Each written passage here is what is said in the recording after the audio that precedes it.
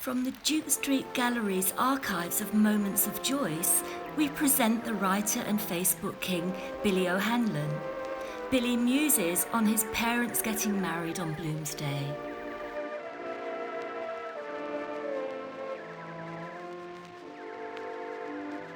So here's the piece about Bloomsday.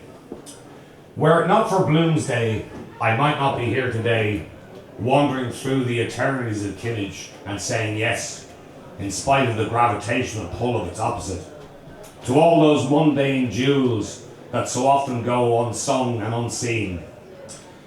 It was today, back in 1962, that my parents got married. Was my father hoping to make a barnacle of Bernie and my mother? They were both Dubliners. He was born in Parnell Square and she was born in Drumcondra. No mistake that they chose today as their day. He certainly knew Ulysses well, and the last word of that book, yes, that word of weddings and life. He must have been a young romantic back then, to name today as their day, to walk into a life together in their city on the day that Dublin was best ever conjured and celebrated. Long before I ever learnt the word flaneur, my father taught me how to walk through the city.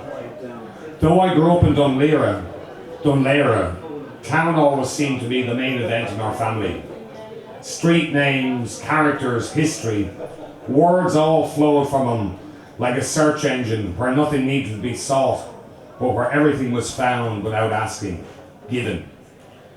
Ulysses celebrates Dublin as a world capital, if not in the physical sense of London, Paris or Rome, but through words and the epic that lies beneath the everyday and the mythologies that lurk behind all mundane things. My father showed me continents on street corners. By knowing things, everything became expanded. What happened where, when, and to whom. We'd walk so often through town, then suddenly his hand, like a claw of knowledge, would squeeze my shoulder and he'd point at somebody and say, "That's Porrick Cullen there.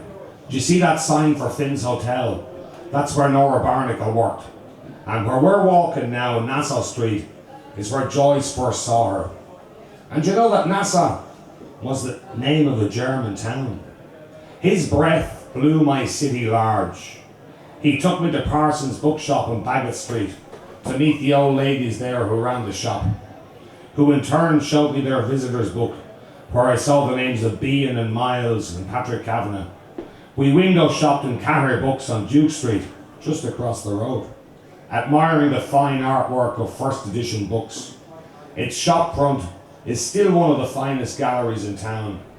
Then to Webb's on the Quays, and often to Green's bookshop, where upstairs they had a fine selection of second-hand books of Scoilge. When you don't know, things remain small, and when you do, there is a world to be found even in the smallest unlit corners. Kavanagh knew this when he wrote, "Till Homer's ghost came whispering to my mind, he said, I made the Iliad from such a local row. Gods make their own importance." Oh, I could be pretentious and say that I was like a Stephen to my father's Bloom, but I don't think he would have liked such lofty nonsense, and nor do I. So I'd rather say thanks for having shown me my city and been such a generous father. I've said before that only mediocrity is mean, and that those who truly know are compelled to share, to hand on, because they know that without that, the line will be broken. It is because of him that I can often set out from Kinnage and wander for hours on foot, bike, or both, and marvel at mundanities, and sometimes, when lucky, hear arias in barrooms and poetry in places where others might only hear muck. I always think of you and Bernie on Bloomsday walking into Dublin, into a new life. Thank you. Yes.